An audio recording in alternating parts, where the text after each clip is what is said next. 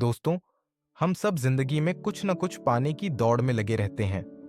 कभी अच्छा करियर, कभी पैसा, कभी नाम और कभी दूसरों की तारीफ। लेकिन क्या आपने कभी सोचा है कि इतना सब कुछ हासिल करने के बावजूद भी कई बार दिल के अंदर एक खालीपन क्यों रह जाता है?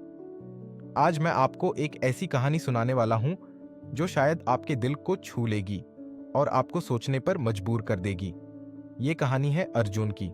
अर्जुन एक साधारण युवक था, लेकिन उसके सपने बहुत बड़े थे।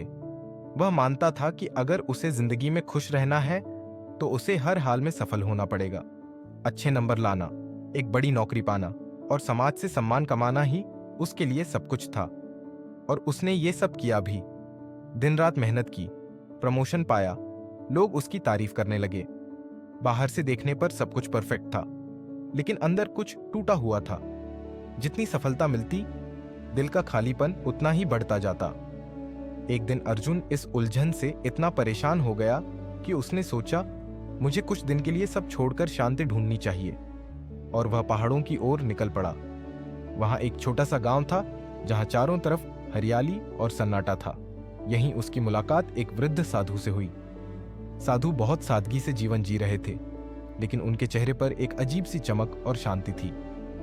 अर्जुन उनसे बोला, गुरुदेव, मेरे पास सब कुछ है, पैसा, नौकरी, नाम, शोहरत, फिर भी मैं अंदर से खाली हूं। मैं अधूरा क्यों महसूस करता हूं? साधु मुस्कुराए और उन्होंने पास रखा एक दर्पण उठाकर अर्जुन को पकड़ाया। बोले, इसमें देखो क्या दिखता है? अर्जुन ने कहा, मेरा चेहरा।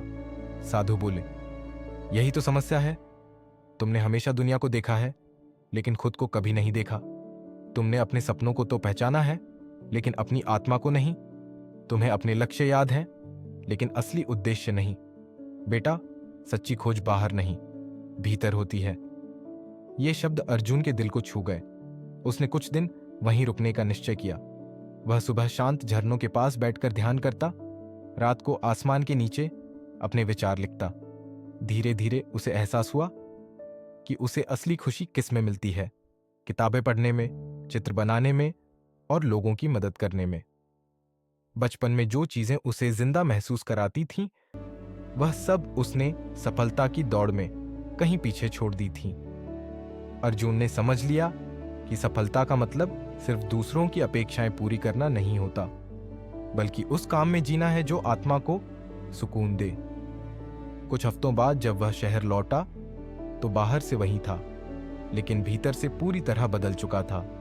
अब वह पैसों और प्रमोशन के पीछे भागकर खालीपन भरने की कोशिश नहीं करता था। वह अपने काम को जुनून के साथ करता, कला में समय देता और बिना किसी लालच के लोगों की मदद करता। और पहली बार उसने महसूस किया कि वह सच में जिंदा है। दोस्तों, इस कहानी से हमें यही सीख मिलती है कि जिंदगी की सबसे बड़ी यात्रा दुनिया जीतने की नहीं है, बल्कि खुद को जीतने की है।